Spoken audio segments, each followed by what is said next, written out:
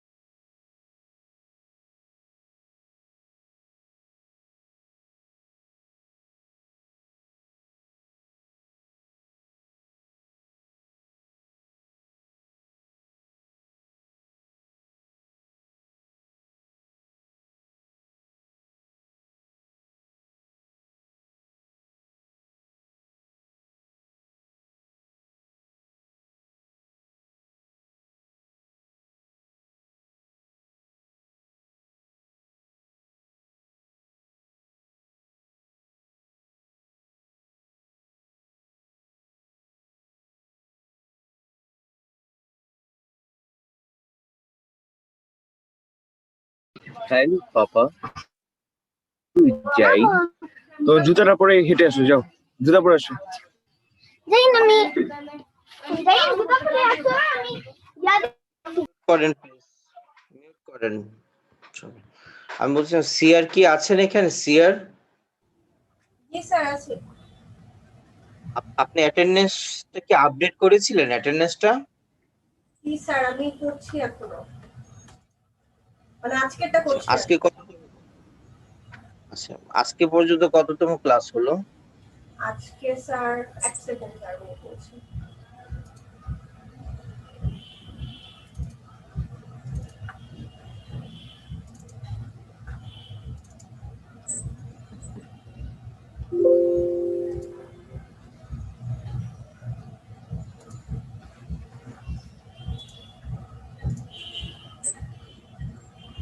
Second আট number class আছে sir second মিডটা 27 তারিখে একটু পিছিয়ে দিয়ে দেয়া যায়? আমাদের লাস্ট সেমিস্টারের লাস্ট ক্লাস কবে? লাস্ট ক্লাস তো 27 মার্চ।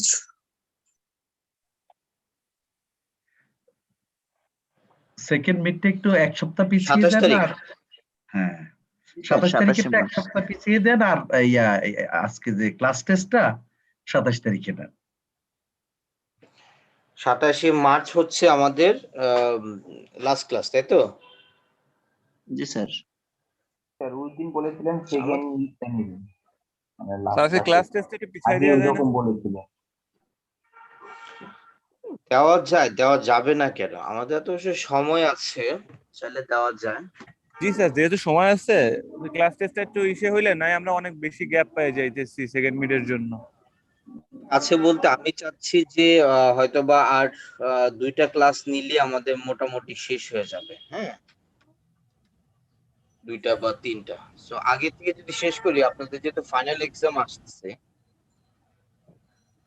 ফাইনাল এক্সামের তো একটা প্রস্তুতি আছে, তখন তো আপনাকে ডিফারেন্ট সাবজেক্ট পড়তে হবে। তখন যদি একটা পরীক্ষার প্রেশার নিয়ে রাখেন, বুঝেন না, তখন ধরেন আপনার রেগুলার যে কোর্স গুলো আছে সেগুলো কন্টিনিউয়াস অ্যাসেসমেন্টের pressure, that means mid term class test, আবার ওখানে আপকামিং ফাইনালস একসাথে কিন্তু অনেক প্রেসারে পড়ে যাবেন। হ্যাঁ এখানে স্যার, এখানে যত স্টুডেন্ট আছে অধিকাংশই হচ্ছে একটা ফাইনাল এক্সাম ডিউ, অধিকাংশই। তো 2টা ফাইনাল এক্সাম ডিউ যাদের, তাদেরটা শুরু হবে আগে, তাদের ওইটা। হ্যাঁ আজরা তো স্যার প্রেসারে পড়ে যাবে স্যার। দেখা যাবে কি যে তার এই যে এই পরীক্ষাগুলো এখানে কন্টিনিউয়াস অ্যাসেসমেন্ট, আমরা একটা নেক্সট উইকে কি কোনো আমাদের তো কোনো বন্ধ টন্ধ নাই, তাই না? জি না, মানে আমাদের যে আপকামিং স্যাটারডে গুলো আছে, আমাদের নেক্সট ক্লাসটা অফ আছে নেক্সট উইকে খুব সম্ভবত। কিসের অফ? 27 ফেব্রুয়ারি কিসের অফ? না কোনো অফ নেই তো। কোনো ও অফ না নেই। না স্যার, না না স্যার, অফ নাই, অফ নাই। স্যাটারডে তো অফ নাই, ম্যাক্সিমাম ছুটি পড়ে গেছে ফ্রাইডে তে এবার। জি স্যার, স্যাটারডে তে অফ নাই। সেকেন্ড মিডটা এরপরের সপ্তাহে নেন আর 27 তারিখে ক্লাস টেস্টটা নেন। আচ্ছা, আমি একটু সবার সাথে একটু কথা বলি, তাহলে কথা বলে একদম ফাইনালাইজ করে ফেলি যে কখন কি হবে, ইনক্লুডিং অ্যাসাইনমেন্টের ইস্যুটা বলে দিই আজকে। হ্যাঁ, তাহলে একটু পড়াটা একটু পরে শুরু করি স্যার। ঠিক আছে, আমি তাহলে একটা পুরো সেমিস্টার একটা রোড ম্যাপ দিয়ে দিই, যাতে আপনাদের যে ফাইনাল এক্সাম আছে সেটার একটা প্রস্তুতি মাথায় রাখতে পারেন। Plus হচ্ছে অ্যাসাইনমেন্টও তো দিতে হবে, এই অ্যাসাইনমেন্টের তো একটা প্রেশার আছে, অ্যাসাইনমেন্টও যদি আউটসাইড দ্য ক্লাস পিরিয়ড দেই তখন কিন্তু আবার ফাইনাল প্রস্তুতি আপনি নিতে পারবেন না। আজকে অ্যাসাইনমেন্টের ইস্যুটাও একটু বলে দিই, তাহলে একবারে রোড ম্যাপটা দিয়ে দিই। ঠিক আছে, এক সপ্তাহ পরই ক্লাসটা মিডটার্ম নেওয়া যাবে, আমি একটু ওভারঅলটা বলে দিই আজকে জাস্ট।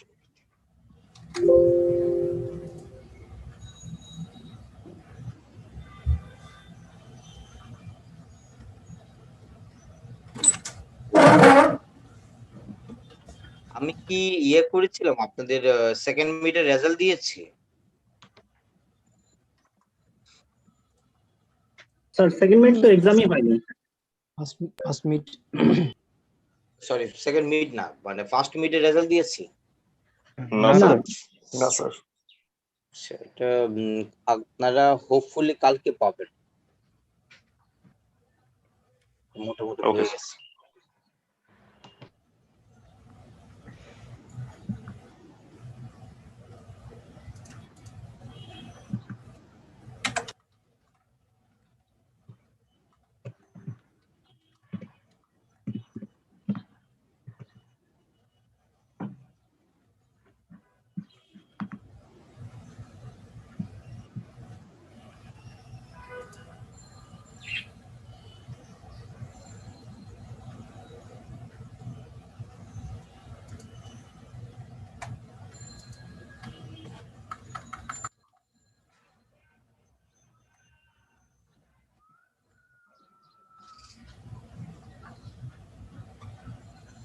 আমি একটু আবার রিশিডিউল করে নিচ্ছি। আপনাদের সেকেন্ড মিডটা ছিল 27/2, সিলেবাস ছিল পাওয়ার এন্ড কনফ্লিক্ট।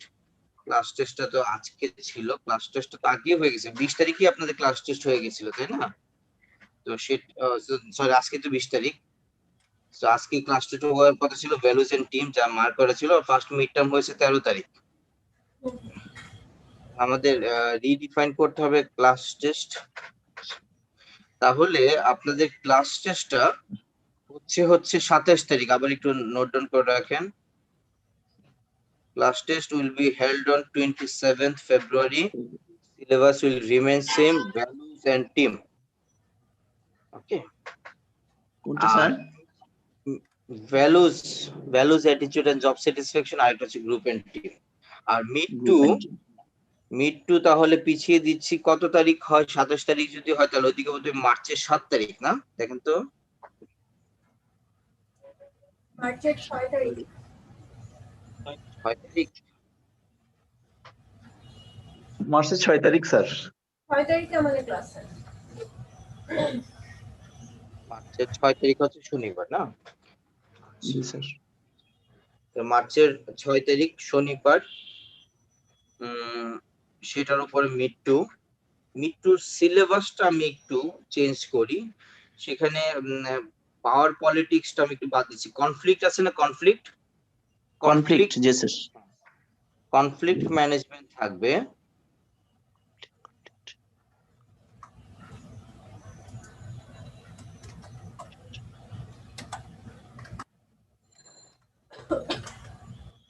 আজকে কততম ক্লাস বললেন সিয়ার? 8তম ক্লাস স্যার। 8। 8তম না 7তম কোনটা? না 8 নম্বর ক্লাস স্যার। 8 নম্বর ক্লাস। মিড টু তে থাকবে যে কনফ্লিক্ট, আর হচ্ছে অর্গানাইজেশনাল চেঞ্জ। ওডি লিখে রাখেন, ওডি, তার মানে অর্গানাইজেশনাল চেঞ্জ এন্ড ডেভেলপমেন্ট, এটা সংক্ষেপে আমরা বলি ওডি। পাওয়ার এন্ড পলিটিক্সটা না, ওডি। কনফ্লিক্ট ম্যানেজমেন্ট আর হচ্ছে ওডি, সিলেবাসটা একটু চেঞ্জ আসছে। এখন আসি অ্যাসাইনমেন্ট। অ্যাসাইনমেন্টটা আপনাদের assignment and presentation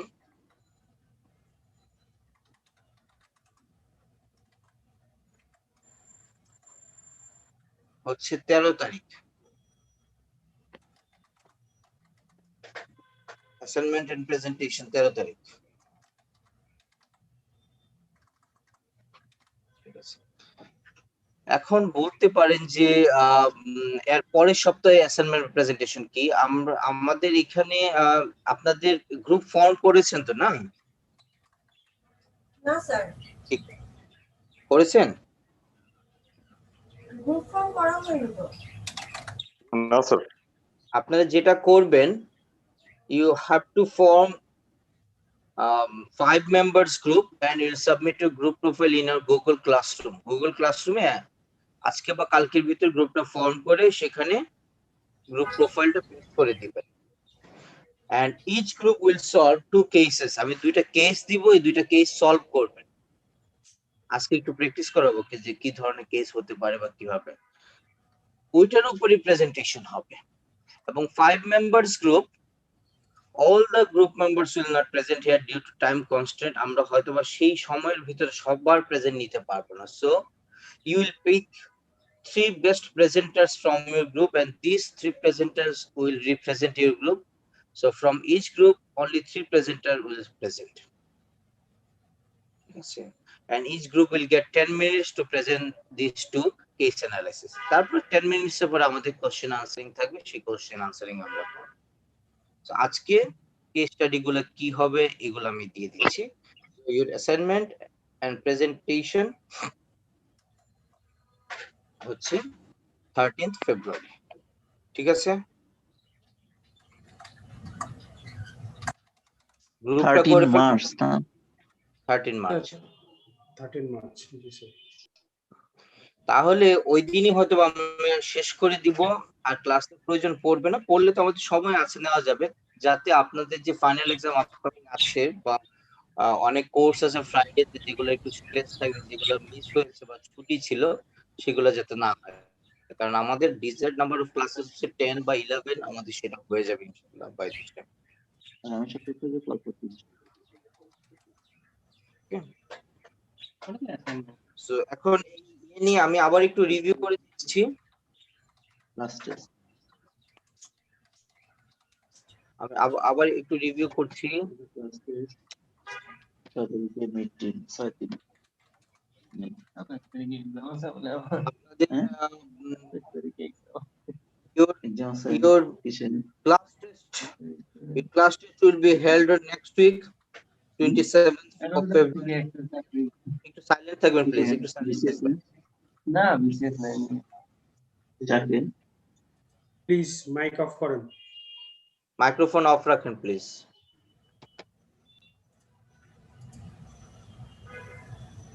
So your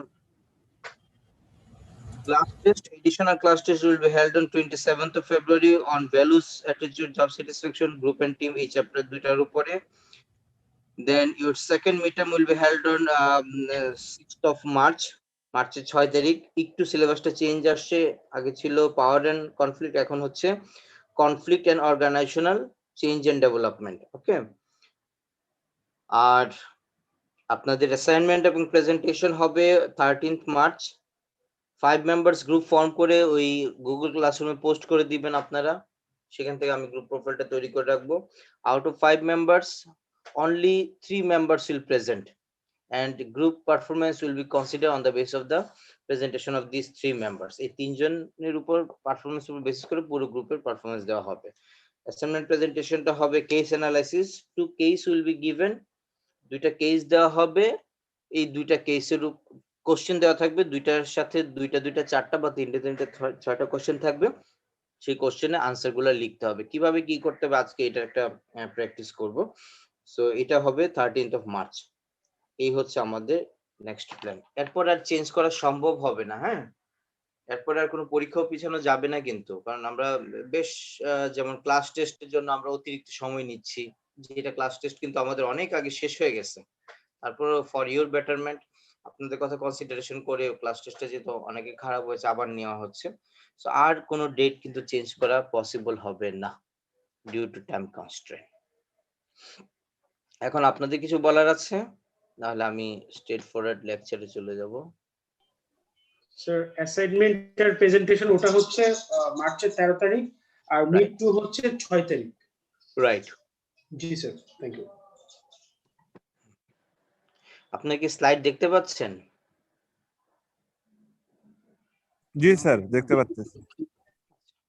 তাহলে এই চ্যাপ্টারটা শেষ করি, then will go for assignment presentation issues. হ্যাঁ, একটা কেস, ছোট্ট একটা কেস করাবো এখানে, কিভাবে কেস অ্যানালাইসিস করতে হবে বা how to attack the question of the case, এটা নিয়ে একটু আলাপ করতে হবে, না হলে আপনাদের অ্যাসাইনমেন্ট প্রেজেন্টেশনটা ভালো হবে না।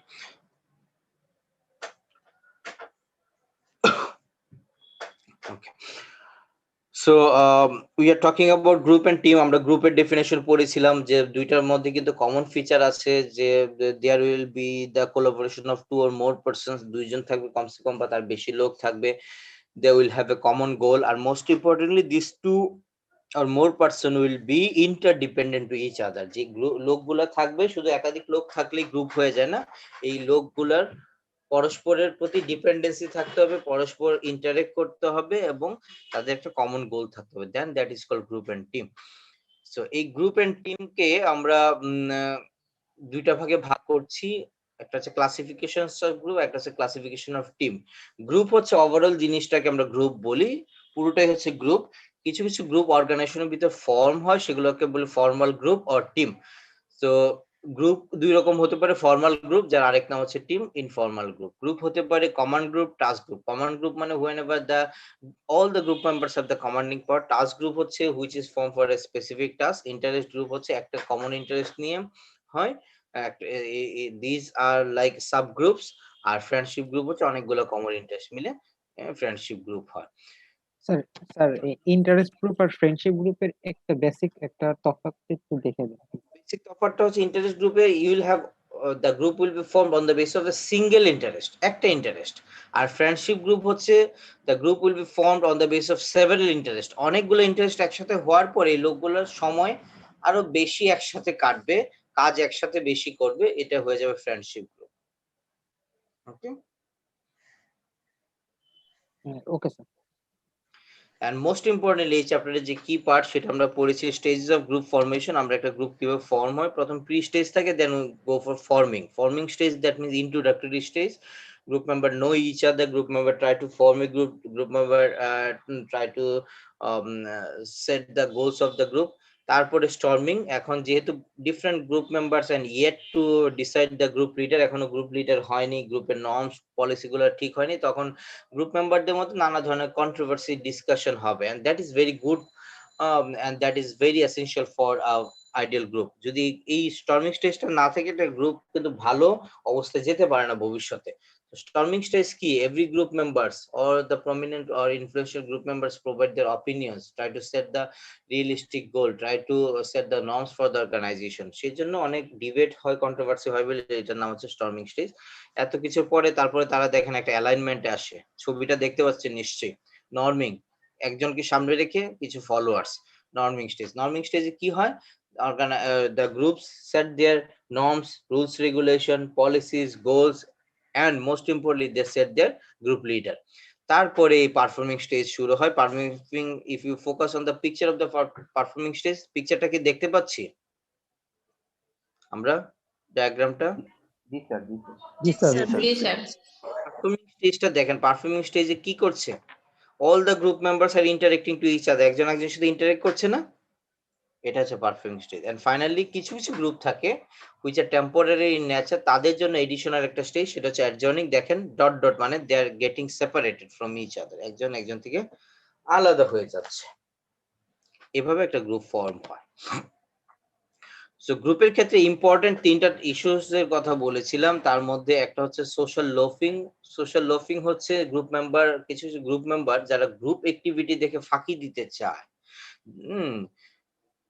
they perform the individual tasks with 100% seriousness, but in group situation they are reluctant to perform their task. তারা reluctant, তারা ইন্টারেস্টেড না গ্রুপে। তারা জানে, এই যে দেখেন আমরা যে অ্যাসাইনমেন্ট বা প্রেজেন্টেশনের জন্য কেসগুলো দিব, আপনি ডেফিনেটলি আজকে গ্রুপ পড়ছি না, আমরা সোশ্যাল লোফিং পড়ছি না। সো এই সোশ্যাল লোফিং আপনি যখন এই কাজটা করতে যাবেন, ডেফিনেটলি আপনি সোশ্যাল লোফার পেয়ে যাবেন। কারণ অনেকেই ভাববে যে 5 জনের গ্রুপ, আমি একজন না করলে কি হয়, সবাই তো একই রকম মার্কস পাবো। তো সোশ্যাল লোফিং যাতে না হয় সেই জন্য আমার কাছে একটা ফরম্যাট করা আছে। হ্যাঁ, সো সেই ফরম্যাটটা আবার দিব, তাহলে দুইটা কাজ হয়ে যাবে আমার। একটা হচ্ছে আপনার গ্রুপে সোশ্যাল লোফার আমি পেয়ে যাব, প্লাস হচ্ছে আমাদের সোশ্যাল লোফিং কনসেপ্টটা প্র্যাকটিক্যালি আমাদের হয়ে গেছে। আমি প্র্যাকটিক্যাল কিছু কাজ করার জন্য আপনাদের কিছু ইনস্ট্রুমেন্ট দিব, ওগুলো আপনাদের জমা দিতে হবে at the end of the semester. যেমন পার্সোনালিটি টেস্ট করতে হবে, সোশ্যাল লোফিং আইডেন্টিফাই করতে হবে, তারপরে অর্গানাইজেশন পলিটিক্স যদি পড়ি এটা ডিগ্রি মেজারমেন্টের জন্য ছোট্ট একটা ইয়া করতে দিব, জব স্যাটিসফ্যাকশন ছোট্ট একটা সার্ভে করতে দিব, এরকম টুকিটাকি কাজ করতে দিব যাতে আপনারা একটা প্র্যাকটিক্যাল হ্যান্ড আইডিয়া পান আর কি। এতদিন তো আমরা থিওরিটিক্যালি পড়িয়েছি, যদিও এক্সাম্পল দিয়েছি, কিন্তু প্র্যাকটিক্যালি করার একটা ইম্পর্টেন্স আছে। তো কিছু টুলস দিব আপনাদের যেগুলো অ্যাপ্লাই করার বা যেগুলো রেখে দিবেন ভবিষ্যতে আপনি অফিসে বা আপনার অর্গানাইজেশনে অ্যাপ্লাই করতে পারেন। সো সোশ্যাল লোফিং এর ঠিক অপোজিট আরেকটা আছে যেটা হচ্ছে পজিটিভ অ্যাপ্রোচ, সেটা হচ্ছে কি সিনার্জি।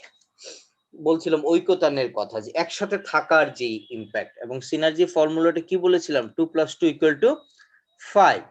2 + 2 কি হওয়া উচিত? 2 + 2 শুড বি 4। 4 হওয়া উচিত। ধরেন এখানে দুইজন এমপ্লয়ি আছে অর্গানাইজেশনে, একজন ধরেন এই যে সিআর সঞ্জিদা ইরানি, আরেকজন হচ্ছে তন্ময় পল।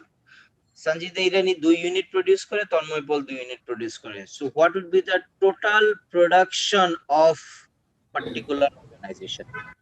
ইট শুড বি 4, তাই না? অর্গানাইজেশনের টোটাল প্রোডাক্টিভিটি শুড বি 4। কিন্তু যখন তাদেরকে একটা গ্রুপে নিয়ে আসবো, গ্রুপের ফর্মুলাটা কি? এখন now Sanjida Irani and Tanmoy Paul, they are interacting to each other, they are interdependent to each other. একজন একজনকে ছাড়া কিন্তু চলতে পারবে না, একজন একজনের সাথে ইন্টারেক্ট করতে হবে। সো গ্রুপে যদি আমরা কোনো নন পারফর্মার দেখি, লেস পারফর্মার দেখি, তখন কি করে গ্রুপে যারা বেটার পারফর্মার তারা আপহোল্ড করে তার সিচুয়েশনটাকে, তখন ওভারঅল প্রোডাক্টিভিটি বেড়ে যায়। সেই জন্য গ্রুপ কোহেসিভনেস এর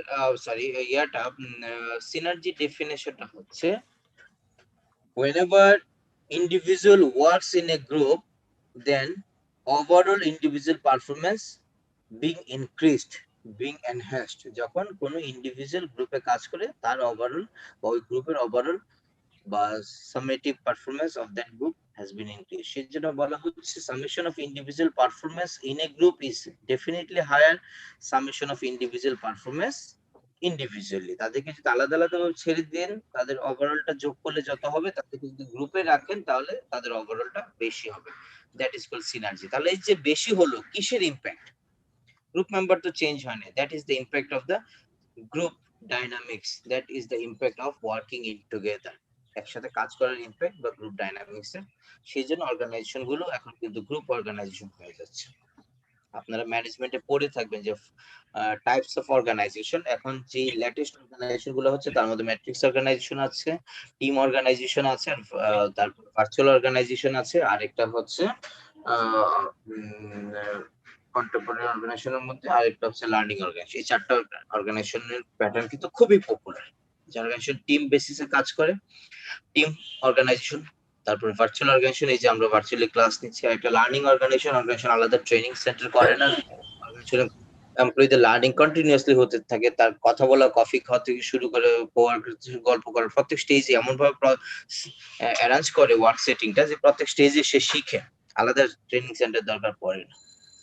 আর একটা হচ্ছে ম্যাট্রিক্স অর্গানাইজেশন, যেগুলো এই যে ধরুন বিজনেস ফ্যাকাল্টি একটা ম্যাট্রিক্স অর্গানাইজেশন, সাইমালটেনিয়াসলি দুইটা প্রজেক্ট বা অ্যাক্টিভিটি চালানোর জন্য গুলো matrix organization to ensure the highest resource of the organization. এই যে ফ্রাইডে স্যাটারডে আমাদের অফিসগুলা বা স্ট্রাকচারটা, বিল্ডিংটা আগে আনইউজ থাকতো যখন রেগুলার বা ট্রেডিশনাল ক্লাস হতো। সো আমরা ইএমবিএ করার কারণে ফ্রাইডে স্যাটারডে এই রিসোর্সটা ইউজ করছি, হিউম্যান রিসোর্স, নন হিউম্যান রিসোর্স ইউজ করছি। সো আমাদের রিসোর্সের ইউটিলাইজেশন এনশিওর হয় ম্যাট্রিক্স অর্গানাইজেশন ফলো করার জন্য। সো এই গ্রুপে বা টিমে কাজ করার ইম্পর্টেন্স যেহেতু অনেক বেশি, সেই জন্য নতুন অর্গানাইজেশন স্ট্রাকচার হয়েছে, সেই অর্গানাইজেশন গুলোকে বলা হচ্ছে টিম অর্গানাইজেশন। ওগুলো না জেনে চলে, জাস্ট একটু আইডিয়া দেওয়ার জন্য বলা আর কি। এখন আরেকটা জিনিস আসি, সেটা হচ্ছে গ্রুপ কোহেসিভনেস। এটা কি পড়িয়েছিলাম? না স্যার। গ্রুপ কোহেসিভনেস পড়ানো হয়নি। গ্রুপ কোহেসিভনেস এটা একটা হোমোফোনাস আরেকটা শব্দ আছে, অ্যাডহেসিভ। অ্যাডহেসিভ নাম শুনেছেন আপনারা? অ্যাডহেসিভ, আঠা। ওকে, কোহেসিভনেসটা অনেকটা 18 মতো। গ্রুপ মেম্বারদের গ্রুপের প্রতি যে 18 সম্পর্ক,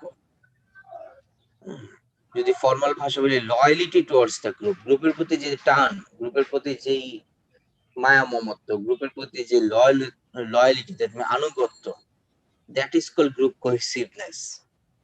And it is said that higher the group cohesiveness of the group members, higher the performance of the group.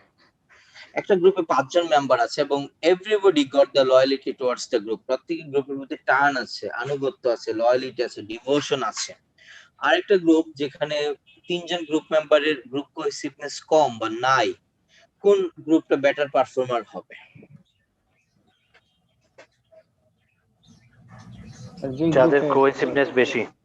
তাদের কোহেসিভনেস বেশি, because if there is no group cohesiveness, employee will be less contributing towards the group. আপনার গ্রুপের প্রতি তেমন একটা আনুগত্য নাই, গ্রুপের প্রতি তেমন একটা টান নাই, কমিটমেন্ট নাই, আপনি কি 100% দিবেন গ্রুপে? দিবেন না। and this less group cohesiveness lead to the social loafing. social loafing কিন্তু গ্রুপের প্রতি আনুগত্য কমের কারণেই হয়। social loafing কি বেশি থাকা ভালো না কম থাকা? social loafer কম থাকা। কম থাকা ভালো। তাহলে প্রশ্ন হচ্ছে যে গ্রুপ কোহেসিভনেস সহজাতভাবে ইনহেরেন্টলি হয় না গ্রুপ মেম্বারদের। মানুষের ইনহেরেন্ট টেন্ডেন্সি হচ্ছে সে ফাঁকি দিতে চায়, সুযোগ নিতে চায়। তাহলে কি করতে হবে? You have to ensure as a group leader, you have to ensure the group cohesiveness of your group members. তাহলে এখানে আমরা দেখতে পাচ্ছি পাশাপাশি দুইটা টেবিল আছে, পাশাপাশি পড়াবো যে there are some factors which increase the group cohesiveness, there are some factors which decrease the group cohesiveness. কিছু কিছু জিনিস গ্রুপ কোহেসিভনেস বাড়ায়, কিছু কিছু জিনিস গ্রুপ কোহেসিভনেস কমিয়ে দেয়। ওকে, তাহলে আমরা দেখি গ্রুপ কোহেসিভনেস বাড়ে কোন কোন ফ্যাক্টরস গুলো, গ্রুপ কোহেসিভনেস কমিয়ে দেয়। ইন্টার গ্রুপ কম্পিটিশন, একটা আপনার গ্রুপের সাথে অন্য গ্রুপের competition, it increases group cohesiveness. আর ইন্ট্রা গ্রুপ কম্পিটিশন কি রকম? যে গ্রুপের মধ্যে কম্পিটিশন, তখন গ্রুপ কোহেসিভনেস কমিয়ে দেয়। আচ্ছা, ধরেন একটা ক্রিকেট খেলা চলছে, ওয়ার্ল্ড কাপ। এখন সেখানে নানা গ্রুপ বা টিম আছে, যেমন একটা টিম আছে Bangladesh team, and there is a match between Bangladesh and India, or there is a match between Bangladesh and South Africa, Bangladesh and Pakistan. তখন বাংলাদেশের প্রতি আপনার কোহেসিভনেস বা লয়ালিটি কেমন থাকে, বেশি না কম?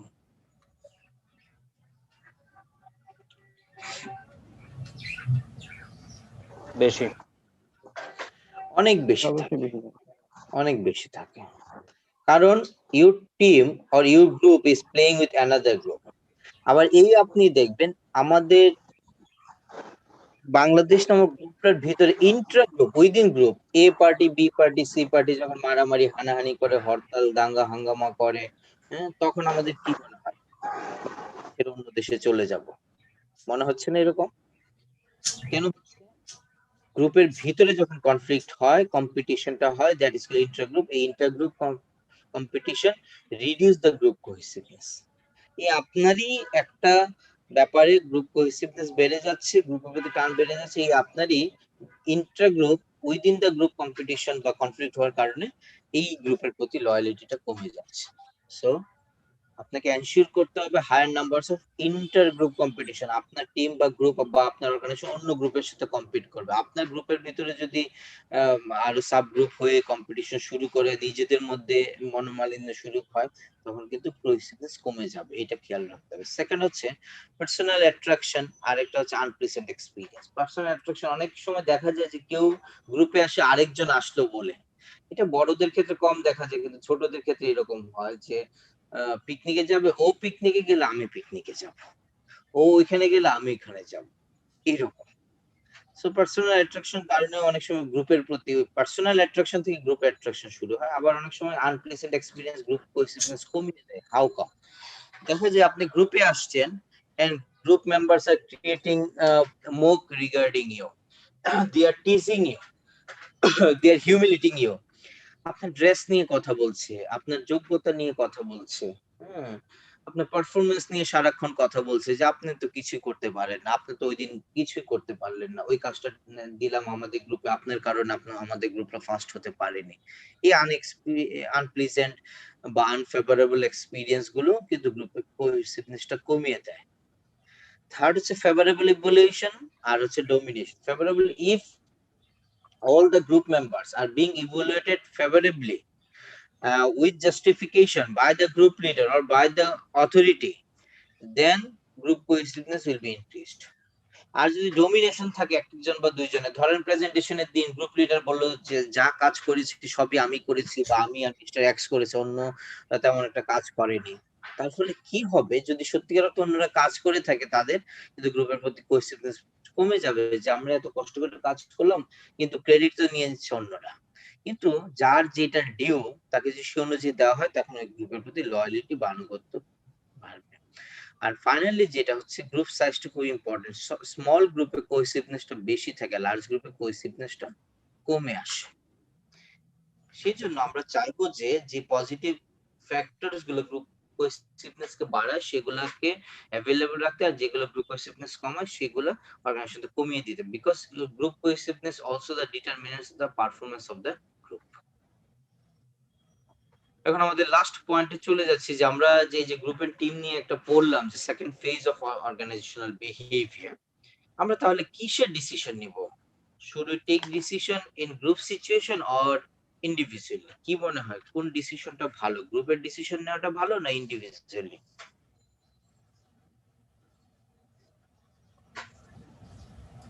স্যার গ্রুপের ডিসিশনটা নিয়ে ভালো। সবার একই মতামত? অ্যান্সারটা আমি একটু বলে রাখি, ম্যানেজমেন্ট বা সোশ্যাল সায়েন্সের অ্যান্সার কখনো ইয়া হয় না, রিজিড বা অ্যাকুরেট অ্যান্সার হয় না। আপনারা কি ম্যানেজমেন্ট কোর্স পড়েছেন? Management course yes sir. করে আসছেন? সেখানে একটা চ্যাপ্টার ছিল হিস্ট্রি অফ ম্যানেজমেন্ট। ডেফিনেটলি এরকম একটা চ্যাপ্টার পড়ে আসছেন আপনারা, বা ফেজেস অফ ম্যানেজমেন্ট বা ইভলিউশন অফ ম্যানেজমেন্ট পড়েছেন এটা? নাকি ভুলে জি স্যার, আমি পড়ি নাই। স্যার পড়ছি। এটা জানাটা খুব জরুরি, না হলে আমরা ম্যানেজমেন্টের ফাংশনস গুলো বা ম্যানেজমেন্টের কনসেপ্ট গুলো বুঝবো না, যে কেন আসলে এটার ব্যাকগ্রাউন্ড আমি বুঝবো না। আমি জাস্ট একটু পড়েন আর না পড়েন, আমি 2 মিনিট এটা একটা ব্রিফ দিয়ে দিচ্ছি, এটা সবার জানা উচিত বিং স্টুডেন্ট অফ এমবিএ। আমরা এই ম্যানেজমেন্ট বলেন, ওবি বলেন, এই ওবি টবি তো এগুলো হচ্ছে আমাদের বাই প্রোডাক্ট অফ ম্যানেজমেন্ট, হ্যাঁ, ডেরাইভেটিভ। সো ম্যানেজমেন্টের হিস্ট্রিটাকে আমি যেখান থেকে গেলাম যে কোন ডিসিশনটা ভালো সেটা কেন আসছে, দেখেন ম্যানেজমেন্টের হিস্ট্রিটাকে আমরা 6টা ফেজে ভাগ করি। প্রথম যে ফেজ সেটাকে আমরা বলি সায়েন্টিফিক ম্যানেজমেন্ট, এবং সায়েন্টিফিক ম্যানেজমেন্টের অনেক কন্ট্রিবিউটর ছিল, তার মধ্যে এফডব্লিউ টেইলর হচ্ছে father of scientific management. Scientific ম্যানেজমেন্টের কনসেপ্টটা কি ছিল? Establishing relationship between people and task. যে যন্ত্রপাতি গুলো আছে, যে টুলস গুলো আছে, যে কাজ আছে, ওয়ার্কসেস আছে, তার সাথে মানুষের একটা কোলাবোরেশন করা, তখন প্রোডাক্টিভিটি বাড়বে। প্রত্যেকটা ফেজে কিন্তু প্রোডাক্টিভিটি বাড়ানো। এফডব্লিউ টেইলর কিন্তু ইঞ্জিনিয়ার ছিলেন, উনি দেখলেন কি যে ফ্যাক্টরিতে লোকরা এই সকালে আসতেছে 9টায়, 5টায় বা 7টায় চলে যাচ্ছে, everybody is getting same salary. তখন উনি একটা প্রসেস চালু করলো, পিস রেট সিস্টেম। বলছে না, সবাই তো একই স্যালারি দেওয়া যাবে না, they must have a target, যে সবাইকে ডেইলি 10 ইউনিট প্রডিউস করতে হবে, দেন দে উইল গেট 100, এবং কেউ যদি 10 ইউনিটের নিচে করে তাহলে সে 100 পাবে না, সে 90 টাকা পাবে, 9 ইউনিট করলে, 8 ইউনিট করলে 80 টাকা। এবং if anybody produce more than 10 units তাহলে সে বোনাস পাবে, 11 ইউনিট হলে সে 110 টাকা পাবে বা 120 টাকা পাবে, এইভাবে। তখন দেখা গেল আগে যে লোকগুলো লেজি ছিল, লেথার্জিক ছিল, ডিমোটিভেটেড ছিল, তারা কাজ বাড়িয়ে দিল। উনি আরো স্টাডি করেছে, সেটা যেমন উনি একটা স্টাডি ছিল ফেটিক স্টাডি। ফেটিক মানে হচ্ছে ক্লান্তি। উনি দেখলো একটা নির্দিষ্ট সময় পর পর এমপ্লয়িরা টায়ার্ড হয়ে যায়, কিন্তু কি করে ম্যানেজাররা তাদেরকে কাজের জন্য প্রেসার দেয়। তো যদি আমরা একটু হিসাব করি যে 8 ঘন্টা যদি কাজ করে, 3-4 ঘন্টা পরে এমপ্লয়িরা they are suffering from fatigue, they become tired, এবং তাদেরকে কোনো পিরিয়ড ব্রেক টেক দিত না, তারা কাজ করতো। তাহলে প্রথম 4 ঘন্টা যদি সে 2 ইউনিট করে প্রডিউস করে, পরের 4 ঘন্টায় সে 1 ইউনিট করে প্রডিউস করতে পারছে। তাহলে টোটাল কত ইউনিট হলো তার সে 8 ঘন্টায়, বলেন তো? প্রথম 4 ঘন্টায় 2 ইউনিট করে, পরের 4 ঘন্টায় 1 ইউনিট করে, কারণ তার ফেটিকের কারণে তার প্রোডাক্টিভিটি কমে যায়, ক্লান্তির কারণে। তাহলে টোটাল সে 8 ঘন্টায় কত ইউনিট প্রডিউস করে? 12 ইউনিট। সবাই কি বুঝতে পেরেছেন হিসাবটা? 12 ইউনিট, ঠিক আছে ওনারটা? জি স্যার। তো এফডব্লিউ টেইলর কি করলো, বললো যে না, রেস্ট পিরিয়ড দরকার, এমপ্লয়িকে রেস্ট দেয়, সেই জন্য উনি রেস্ট পিরিয়ড চালু করলো 1 ঘন্টা। তো দেখা গেল রেস্ট নেওয়ার পর তারা আবার হাইলি প্রোডাক্টিভ হয়ে গেল। তাহলে এখন টোটাল প্রোডাক্টিভিটি, এখন কিন্তু 7 ঘন্টা কাজ করছে। তো প্রথম 4 ঘন্টা 4 ইউনিট 2 ইউনিট করে, 1 ঘন্টা ব্রেক নিচ্ছে, পরের 3 ঘন্টা আবার 2 ইউনিট করে প্রডিউস করতে পারছে। কত ইউনিট হয়ে গেল? 14 ইউনিট। দেখেন আগে থেকে বেড়ে গেল না? কেন এটাকে সায়েন্টিফিক ম্যানেজমেন্ট বলা হচ্ছে? সায়েন্স মানে হচ্ছে ডিসকভারিং দ্য আননোন। উনি প্রথম person in the field of management যে বিভিন্ন রকমের স্টাডি করেছে which ensure the productivity of the organization. এটাকে আমরা বলছি সায়েন্টিফিক ম্যানেজমেন্ট। কিছুদিন পর আরেক ধরনের আসলো, হেনরি ফেউলের নেতৃত্বে, আপনার 14 প্রিন্সিপল পড়েছে। ওরা বলছে ঠিক আছে, শুধুমাত্র পিপল এন্ড রিলেশনশিপ এস্টাবলিশ করলে হবে না, there must be organizational structure. যে এখন আমরা যে অর্গানোগ্রাম দেখতে পাই, হায়ারার্কি দেখতে পাই, রুলস রেগুলেশন দেখতে পাই, এই বলছে ঠিক আছে, কিন্তু অর্গানাইজেশন কিছু রুলস রেগুলেশন স্ট্রাকচার থাকবে, চেইন অফ কমান্ড থাকবে, ইউনিট অফ ডিরেকশন কমান্ড থাকবে, তখন প্রোডাক্টিভিটি এনশিওর করা যাবে। আগে কিন্তু এফডব্লিউ টেইলর এই কথাটা ভাবে নাই। এটা গেল। তারপরে আসলো কি? তারপরে আসলো বিহেভিয়ারাল সায়েন্স।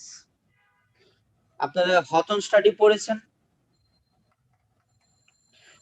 হথন স্টাডি দেখলো যে ঠিক আছে, পিপল সায়েন্সের রিলেশনশিপ, অর্গানাইজেশন স্ট্রাকচার সবকিছু প্রোডাক্টিভিটি বাড়ায়, কিন্তু হথন স্টাডি নতুন ফাইন্ডিংস হচ্ছে যে অর্গানাইজেশনাল ফ্যাসিলিটিস যতই থাকুক, রুলস রেগুলেশন যতই থাকুক, আনলেস এমপ্লয়িজ আর সাইকোলজিক্যালি মোটিভেটেড, তাদের প্রোডাক্টিভিটি বাড়বে না। আমি ছোট্ট করে হথন স্টাডিটা বলি আপনারা। এই হথন স্টাডিটা হচ্ছিল জেনারেল ওয়েস্টার্ন ইলেকট্রনিক্স নামক একটা ইলেকট্রনিক কোম্পানিতে। তো এলটন মেও, রোথলিসবার্গার এবং তার টিম সেখানে করতে গিয়েছে, স্টাডি করতে গিয়েছে। যাওয়ার পর আপনারা জানেন নিশ্চয়ই, রিসার্চ মেথোডোলজিতে পড়েছেন বা আগে পড়েছেন, যে আমরা কিন্তু পুরো পপুলেশনের উপর স্টাডি করি না, আমরা স্টাডি করি স্যাম্পলের উপরে, কিছু সংখ্যক লোকের উপর স্টাডি করে ওইটাই পপুলেশনের কনক্লুশন দেই রিসার্চ মেথোডোলজি। সো উনি ফ্যাক্টরিতে গেল। এখন ফ্যাক্টরি সবার উপর তো স্টাডি করা সম্ভব না, ফ্যাক্টরি তাহলে বন্ধ করে দিতে হবে। ফ্যাক্টরি তাহলে কি করলো, নির্দিষ্ট গুটি কয়েক লোককে স্যাম্পল হিসেবে কাজ করা শুরু করলো, যে ওয়ার্ক এনভায়রনমেন্ট কিভাবে ইফেক্ট করে তার পারফরমেন্সকে। তো শুরুর দিকে যারা এক্সপেরিমেন্টাল গ্রুপ ছিল, যে ওয়ার্কার গুলাকে উপর স্টাডি করে শুরু করলো, তাদেরকে নানা রকমের ফেসিলিটিস দেওয়া শুরু করলো, তাদের লাইটিং থেকে শুরু করে ওয়ার্ক এনভায়রনমেন্ট, তারপরে হচ্ছে আপনার সুপারভাইজার, তারপরে স্পেশাল কেয়ার, সবকিছু। আলটিমেটলি আগের থেকে প্রোডাক্টিভিটি বাড়বে না কমবে, কি মনে হয়? ফেসিলিটি সব বাড়িয়ে দেওয়া শুরু করলো, বেসিক্যালি বাড়ার কথা স্যার। ডেফিনেটলি বাড়বে এবং প্রোডাক্টিভিটি বাড়লো, ঠিক আছে।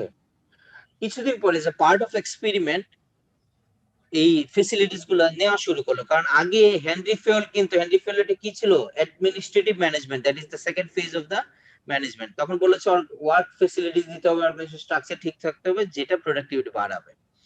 তো কিছুদিন পরে এলটন মে, রোথলিসবার্গারের তো এইরকম ফেসিলিটিস দিল, প্রোডাক্টিভিটি বাড়লো। আবার এই স্টাডির একটা ফেজে এসে তারা ফেসিলিটিস গুলা কমিয়ে দেওয়া শুরু করলো এবং লাইটিং এমন পর্যায়ে নিয়ে আসে যে এমপ্লয়ীদের দেখতে কষ্ট হচ্ছে, তারা দেখতে পারছে না ঠিক মতো তার কাজ করার জন্য। ওয়ার্কিং এনভায়রনমেন্টও আগে থেকে ডিটেরিয়েট করলো, ম্যানেজাররা সেভাবে সুপারভাইজ করলো না সেই গ্রুপটাকে, প্রোডাক্টিভিটি বাড়লো না কমলো? ঠিক থাকার কথা না, ফ্যাসিলিটিস তো কমিয়ে দিয়েছে একদম, আগে থেকে ঠিক থাকবে বলে মনে হচ্ছে। প্রোডাক্টিভিটি কমে যাওয়ার কথা। ইউজুয়ালি যেহেতু আমরা দেখি যে ফেসিলিটিস দিলে প্রোডাক্টিভিটি বাড়ছে, ফেসিলিটিস তো আমি কেড়ে নিলাম তার কাছ থেকে, প্রোডাক্টিভিটি কমে যাওয়ার কথা। এটা ছিল সহজাত ব্যাপার যে কমে যাবে, কিন্তু মজার ব্যাপার হচ্ছে প্রোডাক্টিভিটি তো কমে না, আগের থেকে আরো বেড়ে গেছে প্রোডাক্টিভিটি। তখনই পুরো ম্যানেজমেন্ট বা পুরো আপনার এই হিউম্যান সায়েন্স যেগুলা, হিউম্যান রিসোর্স বলেন বা সোশ্যাল সায়েন্সের মধ্যে ওবি ম্যানেজমেন্ট বা এই ফাইন্যান্স সায়েন্স যাই বলেন, বিজনেস বা সোশ্যাল সায়েন্সের একটা বড় ধরনের ইউটার্ন হয়েছে এই হট স্টাডি কারণে। রিসার্চ এটা খুবই ইয়া হয়ে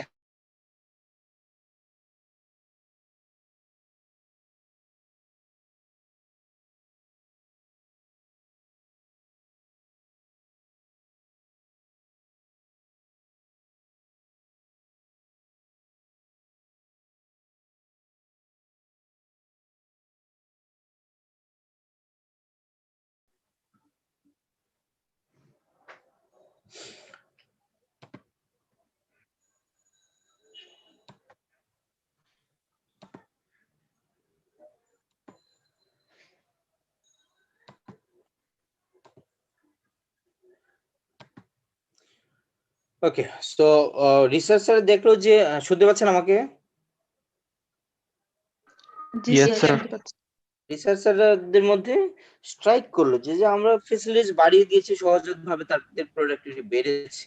ফেসিলিটিস একদম কমিয়ে দিলাম, তাদের প্রোডাক্টিভিটি বাড়ার কথা না, কমে যাওয়ার কথা।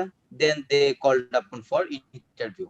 তারা ওই এক্সপেরিমেন্টাল গ্রুপগুলোকে ইন্টারভিউতে কল করলো, ডাকলো, জিজ্ঞেস করলো, ভাই ফেসিলিটিস বাড়িয়ে দিয়েছি ঠিক আছে, productivity had been increased, facility কমিয়ে দেওয়ার পরও আপনাদের প্রোডাক্টিভিটি বাড়লো কেন? তো তারা যে ইন্টারভিউতে যেটা তাদের মতামতটা দিল, অপিনিয়নটা দিল, সেটা হচ্ছে যে আপনারা যখন আমাদেরকে এই যে ফ্যাক্টরি এতগুলো এমপ্লয়ি থেকে আমাদেরকে সিলেক্ট করলেন as experimental group, we felt proud, we felt ourselves a distinctive. আমরা ভেবেছি যে আমরা নিশ্চয়ই ওই গ্রুপটা থেকে আলাদা, যাদেরকে নেয়নি, আমাদেরকে নিশ্চয়ই রিসার্চ টিমটা আসছে আমাদেরকে নিশ্চয়ই সুপিরিয়র ভেবেছে, সেই জন্য আমাদেরকে তারা তাদের রিসার্চ টিমে নিয়েছে, এক্সপেরিমেন্টাল গ্রুপ হিসেবে নিয়েছে। এবং আমরা মিটিং করেছি, আমরা একসাথে বলেছি যে হোয়াট এভার দ্য সিচুয়েশন, আমাদের প্রুফ করে দেখাইতে হবে যে আসলে আমরা অন্যদের থেকে ভালো। তাহলে কোন ব্যাপারটা আসলে তাকে ইমপ্যাক্ট করেছে? ওয়ার্ক সেটিং, ওয়ার্ক ফ্যাসিলিটিস, নাকি তার psychological motivation, psychological positivity? Psychological positive issue sir. থেকেই ম্যানেজমেন্টের নতুন ফাংশন অ্যাড হয়েছে, মোটিভেশন। বলা হচ্ছে আপনার খুব ওয়ার্ক এনভায়রনমেন্ট, খুব ফ্যাসিলিটিস দিলেও লাভ হবে না unless your workforce are motivated. আর if your workforce are motivated, whatever the situation of the organization, সেই অর্গানাইজেশনের পারফরমেন্স ভালো হবে। সেই জন্য কিন্তু অর্গানাইজেশন গুলো এখন এমপ্লয়িকে মোটিভেট করার জন্য নানা ভাবে মোটিভেট করা, নানা টুলস টেকনিক্স তারা কিন্তু বের করেছে। এটা ছিল হিউম্যান behavior বা behavioral science, that was the third phase. Management ওইখানে শেষ হয়ে যাবে, ম্যানেজমেন্ট 6 নম্বর ফেজে আছে। তারপরের ফেজটা আসলো ম্যানেজমেন্ট সায়েন্স, সায়েন্টিফিক ম্যানেজমেন্ট, একদম management science, that means quantification of management. আগে ম্যানেজমেন্টে কোয়ালিটেটিভ ছিল, তো কোয়ালিটেটিভ হওয়ার কারণে বুঝতো না যে আসলে প্রোডাক্টিভিটি, এখন কোয়ান্টিফিকেশন করে। কি রকম কোয়ান্টিফিকেশন করে? যেমন একটা অর্গানাইজেশনের কোয়ালিটি ঠিক আছে নাকি নাই, এখন 6 সিগমা কনসেপ্ট ইউজ করে, আপনারা নিশ্চয়ই শুনে থাকবেন 6 সিগমা। সিগমা এটা হচ্ছে স্ট্যান্ডার্ড ডিভিশন এরর রেট। 6 সিগমার আপনার এরর রেট হচ্ছে 0.02 পার মিলিয়ন, 0.02। দ্যাট মিন্স প্রায় 1 কোটি প্রোডাক্ট প্রডিউস করলে একটা অর্গানাইজেশনে 2টা প্রোডাক্ট ডেভিয়েটেড হতে পারে। আবার ধরেন যারা 5 সিগমাতে আছে তাদের পার মিলিয়নে বোধহয় 6টা কি 7টা এরর হয়। আবার যারা 3 সিগমাতে আছে, সরি 4 সিগমাতে আছে, তার পার মিলিয়নে 1300 এরর হয়। সো অর্গানাইজেশন গুলো তাদের পারফরম্যান্স গুলাকে বা এমপ্লয়ি পারফরম্যান্স গুলাকে কোয়ান্টিফাই করছে। এবং এখন যত রিসার্চ হচ্ছে দেখবেন যে অধিকাংশ কোয়ান্টিটেটিভ রিসার্চ হচ্ছে। কিন্তু আমরা এমন একটা ডিসিপ্লিনের রিসার্চ করছি যেটা কোয়ান্টিফিকেশন করা খুব ডিফিকাল্ট। যেমন আজকে যদি বলি যে আপনি কয় টাকার ওবি শিখছেন, এটা কি সহজে বলতে পারবেন আপনারা? কয় টাকার ওবি পড়া শিখেছেন বলেন তো, আজকে কয় টাকা শিখলেন ওবি?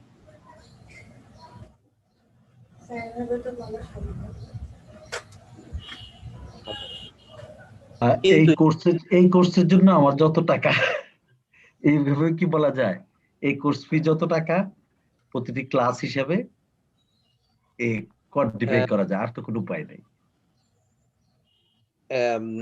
না, এর বেশিও শিখে থাকতে পারেন। এই কোর্সের জন্য আপনারা বোধহয় কয় টাকা দিয়েছেন? আমি জানি না কয় টাকা কোর্সের জন্য, ভুলে গেছি।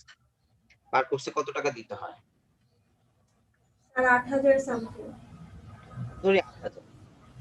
8,000 যদি হয়, ধরেন 8টা ক্লাস আপনি করে থাকেন, ডেইলি কি 1,000 টাকা শিখছেন নাকি তার বেশি শিখছেন? 7,400 টাকা বাদ দেন আপনি 7,400 আর 8,000, আমি জাস্ট এক্সাম্পলের জন্য নিচ্ছি। হ্যাঁ, ধরেন 8,000 টাকা। হ্যাঁ, আমাদের 12টাতে 11টা 12টা ক্লাস, আমরা ধরলাম 10টা ক্লাস হিসাবে সুবিধার্থে 8,000 টাকা, 8টা ক্লাস হলো, আমরা মানে প্রত্যেক ক্লাসে 1,000 টাকা। আমরা কি 1,000 টাকা শিখি না 900 টাকা শিখি না 1,500 টাকা শিখি, সেটা কি কোয়ান্টিফাই করতে পারি? Less or more or less average নিতে পারি, এভারেজ যে নিতে পারি। এভারেজ এস্টিমেট আর কি এটা। এখন এই যে এস্টিমেট করলেন, কিসের ভিত্তিতে করলেন? যে আমি 1,000 টাকা শিখলাম, কেউ কেউ তো 200 টাকারও শিখতে পারে। যা শিখলেন মানে আপনার লার্নিংটাকে তো তাহলে ইভ্যালুয়েট করতে হবে না? লার্নিংটাকে যা শিখলাম এটা কোয়ান্টিফাই করা খুবই ডিফিকাল্ট, কিন্তু মডার্ন সায়েন্সে কোয়ান্টিফাই করছে নানা প্রসেসে, নানা পদ্ধতিতে। এই যে কোয়ান্টিফাই করছে, কোয়ান্টিফাইড বা কোয়ান্টিটেটিভ যে ইস্যুস গুলো আছে, নানা রকম টুলস টেকনিক, সেজন্য নতুন একটা কোর্স আছে, এটাকে বলেছে ম্যানেজমেন্ট সায়েন্স। আমরা আন্ডারগ্রেডে পড়ে ম্যানেজমেন্ট সায়েন্স, সেখানে শুধুমাত্র একটু সাইলেন্ট করবেন প্লিজ, মিউট রাখবেন সবাই। সো এই ম্যানেজমেন্ট সায়েন্সে আমরা অ্যাবসলিউটলি কোয়ান্টিফিকেশন পড়াই, যে ম্যানেজমেন্টের যে বিভিন্ন ডাইমেনশন, জব স্যাটিসফাইড, এমপ্লয়িরা স্যাটিসফাইড নাকি স্যাটিসফাইড না, কতটুকু স্যাটিসফাইড সেটা আমার জানতে হবে। সো এইভাবে আমরা কোয়ান্টিফিকেশনের দিকে যাচ্ছি, কোয়ান্টিটি ম্যানেজমেন্টের দিকে যাচ্ছি। সো সেই জন্য এটাকে বলছে ম্যানেজমেন্ট সায়েন্স। তারপরে যেটা আসছে ফিফথ ফেজে, সেটা হচ্ছে সিস্টেম থিওরি। নাম শুনেছি সিস্টেম থিওরি আমরা? সিস্টেমটা কি? The society is considered as a overall system. সিস্টেমের বৈশিষ্ট্য কি? আমরা যে কম্পিউটার সিস্টেমটা দেখতে পাই, সিস্টেম বা একটা এডুকেশন সিস্টেম, সিস্টেমের বৈশিষ্ট্য হচ্ছে এই ধরনের সিস্টেম হোক। এখানে আমার খুব রহস্য বলতে হবে, কারণ এখানে কম্পিউটার সায়েন্সের পণ্ডিত ব্যক্তি আছেন, এক্সপার্ট আছেন স্যার এখানে। সো আমি জাস্ট একটু সিস্টেমটা হচ্ছে প্রশ্ন করছেন নাকি স্যার? না স্যার, আমি একটু জাস্ট জেনারেল ভাবে বলবো, তারপরে আপনি ভ্যালুয়েট করবেন যদি করার থাকে। আচ্ছা আচ্ছা, সিস্টেমটা হচ্ছে যে কোনো ধরনের সিস্টেমেরই একটা কমন ফিচার থাকে, সেটা হচ্ছে ইনপুট, কনভার্সন, আউটপুট। এর ইনপুট দিবেন আপনি, এটাকে প্রসেস হবে সেই সিস্টেমটার মধ্যে, এবং তারপরে আউটপুট প্রোভাইড করবে। এটাই তো ফান্ডামেন্টাল ফিচার সিস্টেমের, তাই না স্যার? জি জি জি, আরেকটু যোগ, ফান্ডামেন্টাল এটা যোগ করলে বলা যায় যে প্রত্যেকটা সিস্টেম হচ্ছে অনেকগুলি সাব সিস্টেমের একটা অর্গানাইজেশন, আর প্রত্যেকটা সাব সিস্টেম একে অপরের সাথে রিলেটেড, এবং প্রত্যেকটা সাব সিস্টেমের একটা ক্লিয়ার ইনপুট আউটপুট আছে। একটা সাব সিস্টেমের ইনপুট আর আউটপুট আরেকটা সাব সিস্টেমের ইনপুট হিসেবে কাজ করে। Very good. এবং তাদের কমন রোল একটা। এই যে এডিশনাল যে ভ্যালু এডিশন, সেখান থেকে আমরা সিস্টেম থিওরিটা বুঝবো। তাহলে সিস্টেম ইনপুট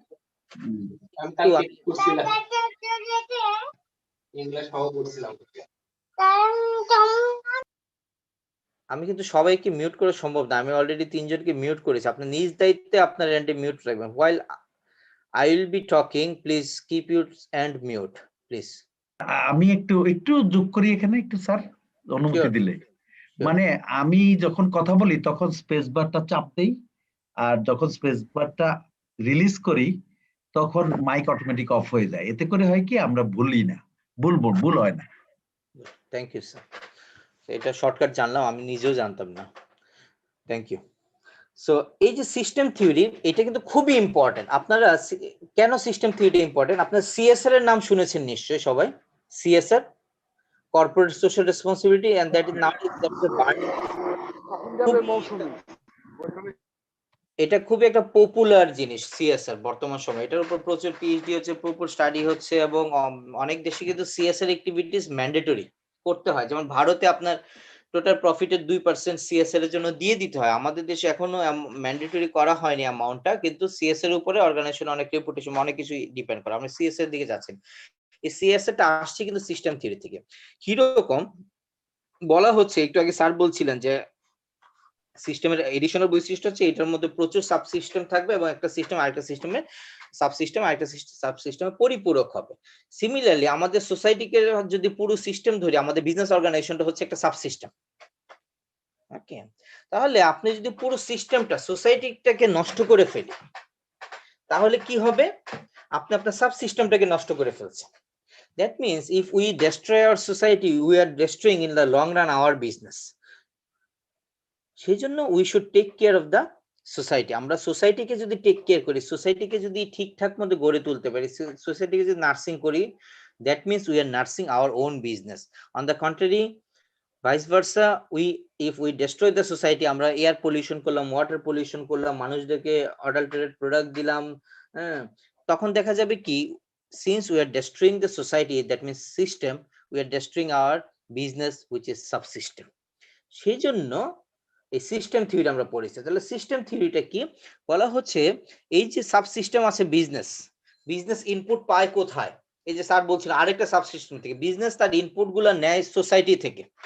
তার ইনপুট কি? Land, labour, capital, human resource, সবগুলাই তার সোসাইটি থেকে নেয়। বিজনেস শুধুমাত্র তার জায়গায় প্রসেস করে সে যে আউটপুট গুলো পায়, এই আউটপুট গুলোকে আমরা তিনটা আউটপুট বলি, একটা হচ্ছে প্রোডাক্ট, একটা হচ্ছে সার্ভিস, একটা হচ্ছে এক্সপিরিয়েন্স। সে আউটপুট গুলো কোথায় দিচ্ছে? আবার সে সোসাইটিতে চলে আসছে, সোসাইটিকে আউটপুট গুলো দিচ্ছে। So if you destroy the society, তার মানে আপনি তাহলে ইনপুট কোথায় থেকে পাবেন? If you destroy the society, আপনি আউটপুট কাকে দিবেন? তার মানে ইন দ্য লং রান কিন্তু আপনি আপনার বিজনেসকে ডেস্ট্রয় করছেন। সো এই যে সিএসআর অ্যাক্টিভিটি যে পারফর্ম করে, সিএসআর কিন্তু অর্গানাইজেশন পারফর্ম করে not for the sake of the society, rather for the sake of thyself। Business তার নিজের অস্তিত্বের জন্য কিন্তু সোশ্যাল রেসপন্সিবিলিটি পারফর্ম করে। সেই জন্য সোশ্যাল রেসপন্সিবিলিটি কিন্তু এখন একটা বড় ধরনের একটা রেভলিউশন হয়েছে। আগে বলা হতো সিএসআর, কর্পোরেট সোশ্যাল রেসপন্সিবিলিটি, এখন এই টার্মিনোলজিটা রিডিফাইন করে বলেছে এসআর, সোশ্যাল রেসপন্সিবিলিটি। এবং অনেক ডাইমেনশন চেঞ্জ হয়েছে, আমি আর ওইদিকে না যাই। এন্ড ফাইনালি ম্যানেজমেন্টের যে ফেজটা, সেটাকে আমরা বলছি কন্টিনজেন্সি ম্যানেজমেন্ট। কন্টিনজেন্সির সিনোনিম হচ্ছে সিচুয়েশন। বলা হচ্ছে ম্যানেজমেন্ট কি এখন তাহলে কোন ম্যানেজমেন্টকে ভালো বলবো আমরা? সায়েন্টিফিক ম্যানেজমেন্টকে, না ম্যানেজমেন্ট সায়েন্স, না অ্যাডমিনিস্ট্রেটিভ ম্যানেজমেন্ট, নাকি বিহেভিয়ারাল সায়েন্স? কোনটা আমরা ফলো করব? তখন নতুন কনসেপ্ট আসছে কন্টিনজেন্সি। বলা হচ্ছে there is no specific management style, leadership style, motivation style, rather it's situation dependent. So whenever you take decision analyzing the situation, analyzing the environment, that is called contingency management. So এত কিছু বলেছি, এত পিছনে গিয়েছে একটা উদ্দেশ্য, জানতে চেয়েছিলাম যে which decision is better, group decision or team decision. So it is contingency. আমরা একবারে বলতে পারি না যে group decision is better or individual decision is better. So have a look the chart. আমরা যে চার্টটা দেখি, যদি আপনি if you are looking for accuracy, তাহলে আমাকে গ্রুপের ডিসিশন নিতে হবে, অ্যাকুরেট ডিসিশন যদি নিতে চাই। আবার যদি স্পিডে ডিসিশন নিতে চাই, তাড়াতাড়ি ডিসিশন নিতে চাই, তাহলে কিন্তু ইন্ডিভিজুয়াল ডিসিশন নিতে হবে। ক্রিয়েটিভ ডিসিশন নিতে গেলে গ্রুপে নিতে হবে। এভাবে আপনার সিচুয়েশন ডিটারমাইন করে দিবে whether you will take decision lonely being a leader or you will take decision following the cooperative manner, যেটাকে আমরা ডেমোক্রেটিক অ্যাপ্রোচ বলি। এই ডিসিশন মেকিং গুলাও তো ওই যে নিজের মানে এই ইয়ার উপর নির্ভর করে, মানে নিজের ক্যারেক্টারিস্টিকের উপর তো নির্ভর করে, যে ইন্ডিভিজুয়াল ক্যারেক্টারিস্টিক্স এর উপরে। জি স্যার। কিন্তু অর্গানাইজেশনে যখন চলে আসে মানুষ, তার ইন্ডিভিজুয়াল ক্যারেক্টারিস্টিক্সটা অনেকটা সে ফেলে দেয়। তখন তার এবং যত একটা অর্গানাইজেশন সাকসেসটা সেখানেই যেখানে এই ম্যানেজমেন্ট যে আপনারা পড়েছেন, ম্যানেজমেন্টের ডেফিনেশনই কিন্তু বলা হচ্ছে। হ্যাঁ, ম্যানেজমেন্টের ডেফিনেশনটা আপনারা বিভিন্ন ম্যানেজমেন্টের ডেফিনেশন আছে, তার মধ্যে সবচেয়ে অ্যাকসেপ্টেড যে ডেফিনেশন সেটা বলা হচ্ছে management is designing an environment where individual work in together to achieve the goals of the organization. So organisation এমপ্লয়িরা নানা জায়গা থেকে আসবে, নানা ধর্মের, গোত্রের, বর্ণের, নানা এলাকার, নানা বয়সের, but whenever they enter into the organization, ম্যানেজমেন্টের কাজ হচ্ছে এমন একটা ওয়ার্ক এনভায়রনমেন্ট তৈরি করা, এমন একটা ভাইব তৈরি করা যেখানে ইন্ডিভিজুয়াল তার সেই আইডেন্টিটি ভুলে গিয়ে অর্গানাইজেশনের আইডেন্টিটিটা সে ধারণ করবে, ঠিক আছে? সো তার নিজস্ব যত বৈশিষ্ট্য থাকুক, ডিসিশনটা কিন্তু একটা ভালো ম্যানেজার ডিসিশন নিবে অর্গানাইজেশনাল কনটেক্সটে। ওকে, এই হচ্ছে আমাদের group and team. Any query?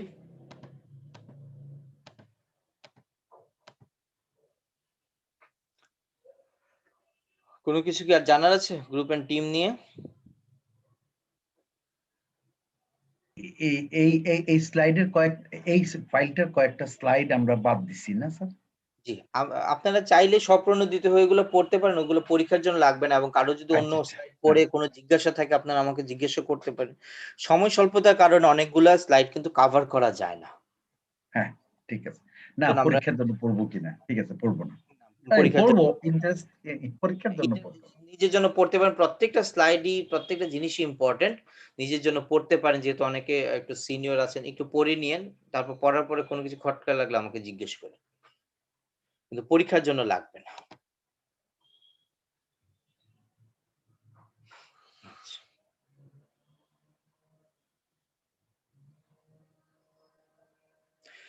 So আজকে ভাবছিলাম কেস করাবো, আজকে কেস করাবো না, সময় নেই আজকে। কিন্তু যেটা করব, আপনাদের আপনারা গ্রুপ প্রোফাইলটা আজকে কালকের ভিতর দিতে পারবেন তো? না হচ্ছে যে আমাদের মনে হয় না কোনো ফেসবুক গ্রুপ আছে। এটা থাকলে কিন্তু খুবই সুবিধা, কোলাবোরেট করা। আছে কি না? আইডিন আছে? আছে, ফেসবুক গ্রুপ আছে একটা ফেসবুকে। আচ্ছা, এখন গ্রুপ তৈরি করাটা খুব মুশকিল হয়ে যায়, যেরকম হয়তোবা আমারে কেউ নিবে না, ঠিক না? তো এখন একটা কথা বললাম আর কি, হ্যাঁ। তো এরকম অনেকে আইডল হয়ে যায়, তার চেয়ে বরং এরকম কি গ্রুপ আমি প্রস্তাব করছি আর কি, যে রোল নাম্বার অনুযায়ী যে সিরিয়ালটা আছে অ্যাসেন্ডিং অর্ডারে সাজিয়ে 5 জন করে হয়ে যাক। এটা স্যার দেখি, এটা ভালো হয় স্যার। জি স্যার, এটা ভালো হয়। এটা হলে একটু প্রবলেম হয়ে যাবে স্যার। এটা আসলে এমন ভাবে তো আসলে ওভাবে তো চিনি না, মানে যদি ইয়ে হয়, মার্কেটিং ম্যানেজমেন্টের 12টা ম্যামও এরকম করছিল, তো আমরা সবাই মোটামুটি গ্রুপ করে রেছিলাম, মানে হবে ইনশাআল্লাহ। তবে ওই রোল নাম্বার সিরিয়াল অনুযায়ী এটা একটু করলে অসুবিধা হয়ে যাচ্ছে। না, স্যারের প্রস্তাবটা ভালো এসেছে, যেহেতু গ্রুপ নাই। আমাদের এখন পর্যন্ত কোনো গ্রুপ নাই, এখন আমি করে দিই আর আপনারা করেন, একই তো ব্যাপার। এখানে এরকম না যে রোল নাম্বার অনুযায়ী আমাদের মেধাক্রম, এটা নরমাল ক্লাস, যে প্রথম দিকের রোল নাম্বার গুলি ভালো ছাত্র, দ্বিতীয় রোল নাম্বার গুলি, শেষের দিকের গুলি খারাপ ছাত্র, এটাও না। এটা পুরাটাই র্যান্ডম অবস্থায় আমরা ভর্তি হয়েছি, এনরোল করেছি এই কোর্সে। কাজেই এখানে সব টাইপেরই ছাত্র আছে। এখানে তো যে আগে ভর্তি হচ্ছে সে অনুযায়ী রোল হচ্ছে। হ্যাঁ, তো এই র্যান্ডমলি করলে কোন গ্রুপে লোপার কি জানি, হ্যাঁ, বেশি থাকবে, কোন গ্রুপে অ্যাক্টিভ লোক বেশি থাকবে, হোক, অসুবিধা কি? আচ্ছা, সবাই রাজি থাকলে তো আমি করে দিই ভাবে, নো ওয়ারিস। না স্যার, আসলে রাজি আছি স্যার, রাজি আছি স্যার। কারা রাজি আছেন হাত তুলেন, একটু ডেমোক্রেটিক ওয়েতে চলে যাই, তাহলে সবাই তো আর থাকবে না, কোন পৃথিবীর কোন ডিসিশনে সবাই একমত হয় না। হ্যাঁ, হাত তুলেন তো দেখি কতজন, মানে আমি গ্রুপ করে দিব রাজি আছেন দেখি।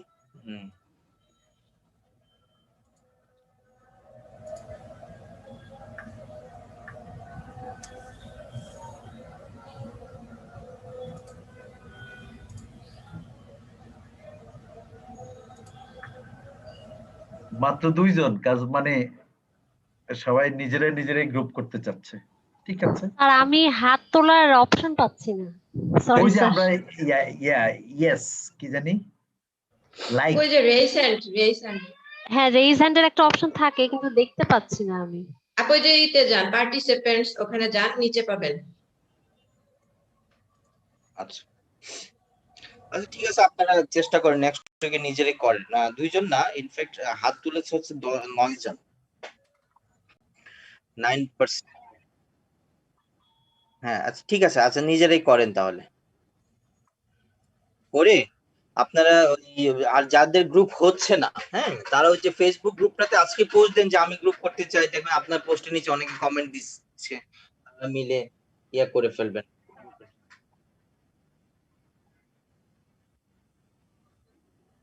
তো নিজেরাই করে ফেলেন, but you must submit a group profile by tomorrow, তাহলে আমার ওই কেসটা দেওয়া সহজ হবে এবং এই কাজটা শুরু করে ফেলতে পারবো আমরা, অ্যাসাইনমেন্টের কাজটা। হ্যাঁ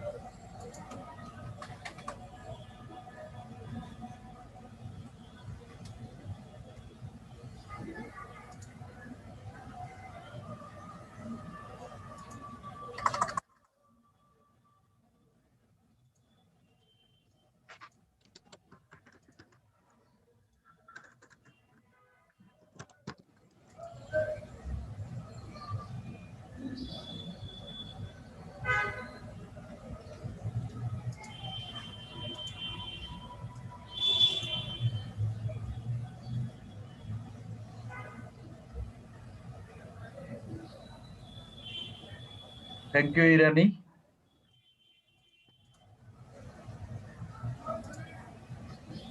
Now I am in the group, Facebook group, so I can manage. If anyone can form a group including me. ওইখানে যাদের আপনি না অনেকেরই থাকবে যে স্যার ইয়া করতে পারছে না, গ্রুপ হচ্ছে না, ওইখানে পোস্ট দিলে দেখবেন যে পেয়ে যাবেন, আপনার গ্রুপ ফর্ম হয়ে যাবে। হ্যাঁ এবং গ্রুপ ফর্ম করে গ্রুপ নাম আইডি আপনারা ওই যে আপনাদের যে গুগল ক্লাসরুম আছে, সেখানে আপনারা একটু পোস্ট করে দিবেন, আর যাদের ফর্ম করা আছে তারও পোস্ট করে দিবেন গ্রুপ প্রোফাইল গুলো। ওকে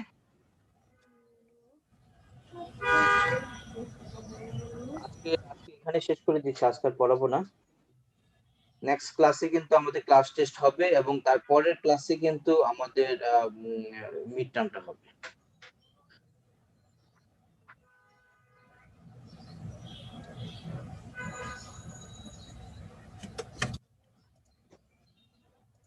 So thank you everyone, take care.